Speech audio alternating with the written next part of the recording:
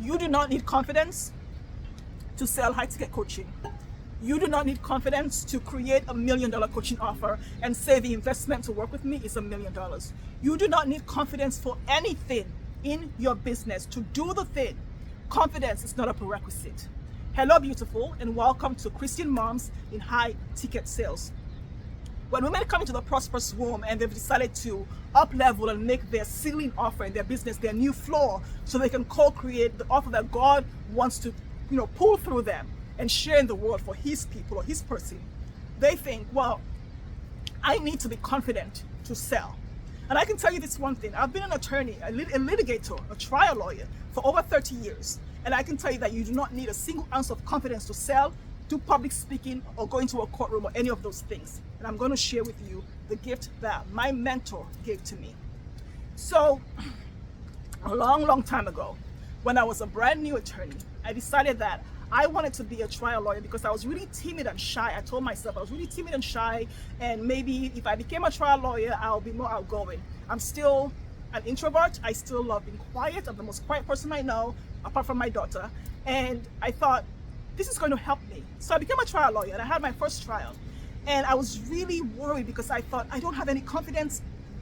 I don't even like speaking into this room, let alone in a courtroom with jurors. I thought to myself, I'm a black woman, I have an accent, I'm African, I speak too fast, I chew my words, I swallow my words, what am I going to do? Oh my gosh, I need confidence. So when my partner, and I said, I need confidence, I need confidence, I need confidence. And he said to me, let's go see a game. And I thought, oh, we're going to a basketball game, okay. So we went to a game. It was a middle school. And it was a bunch of kids who had never played basketball. It was a boys versus girls game. And the coach said to them, it was 20 kids, come in and shoot your shots, 10 boys and 10 girls. So the boys will come in and they will all miss the net, but they kept shooting their shots, kept shooting hundreds and hundreds. It took 2 hours. Every team had 2 hours. And they would shoot and shoot and shoot until they started to make the basket. They started to make the basket. When they came in, they had no confidence. They would just keep shooting and shooting and shooting and missing the ball 99% of the times, missing the net. And they felt so good and just kept playing. And when they were done, it was the girls' turn. And the girls came, and each one would come, they would stand, they would get the ball, they would look to their mom or dad for approval first, figure out if they're standing properly, and their friends would say, yeah, you got it. And then they would shoot, miss, and go, oh man. And then they'll go somewhere and cry or whine for a couple of minutes because they didn't make the shot, and oh my God, the end of the world. Then they'll come back and somebody will like rub their back and tell them it's going to be okay, and then do it. So girls and boys played completely differently. And that was the day I found out that men and women feel very differently about confidence. And so I was sitting here thinking, what does this have to do with me being confident to go to court tomorrow?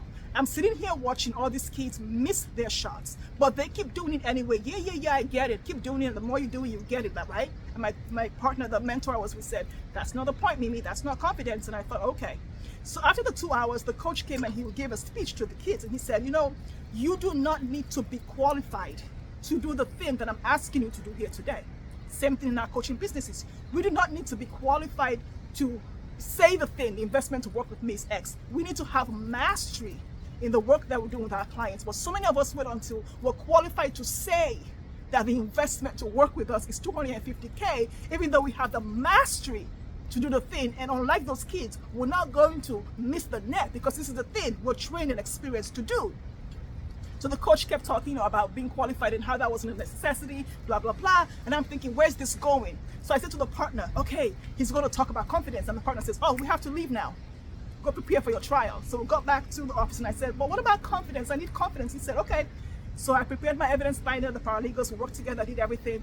And he said, okay, you ready for trial? I said, no, I'm not confident. And he said, okay, do you know the facts, the evidence?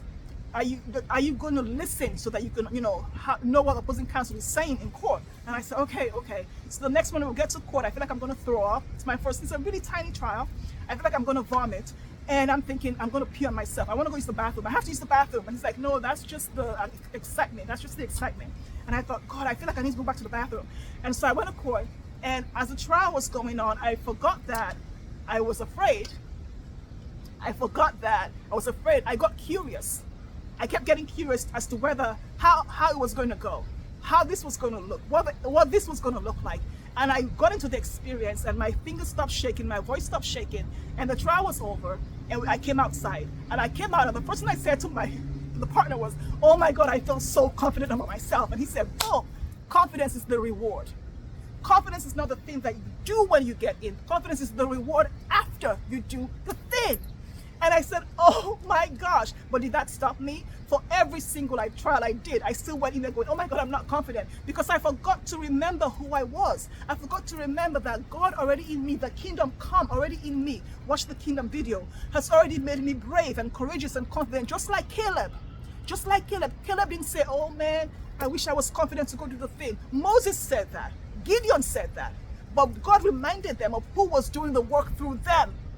It's not you. You're not self-made. You're not doing the work. God is already in you because you're God-made. And the Spirit of God is not some white man in the sky. So you're a spiritual woman because God is a spirit doing a thing inside of you, through you. Which means that the confidence is already there. And as you start doing the thing, the Red Sea parts and the confidence comes out. And you get curious. Because the opposite of confidence is not fear. Confidence is a lack of curiosity as to how this is going to go. That's all it is. Lack of confidence is a lack of curiosity about how this is going. You're not willing to be curious. So when my clients come to the prosperous woman and say to me, so how am I going to be with this 150K offer? Or, oh my gosh, I don't feel confident enough to go on to put this on LinkedIn. And I say, are you curious enough to find out what is possible if you do? If you're curious enough, that's all you need.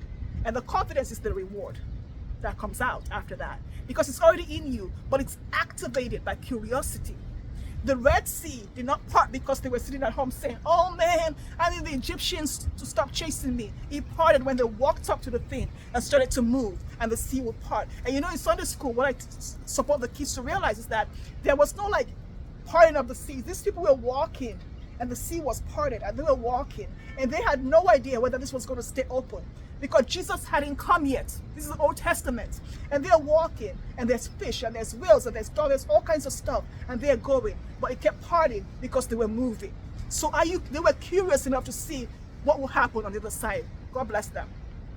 Are you curious enough to take the risk that comes with knowing there's no guarantee that you will win? When I walk into a trial, I have my evidence where there's a jury. Dude, I don't know how this is going to go, because you might be surprised. They might not like my yellow jacket. They might think I'm not professional because I'm wearing yellow shoes, so they're going to vote for the other side. I know, they're supposed to do what's the, evidence, blah, blah, blah. That's not how real life works. And so, are you curious enough to find out how the thing is going to go? What I've learned after so many trials in 16 different countries and 6 different languages is that my confidence always came after the trial.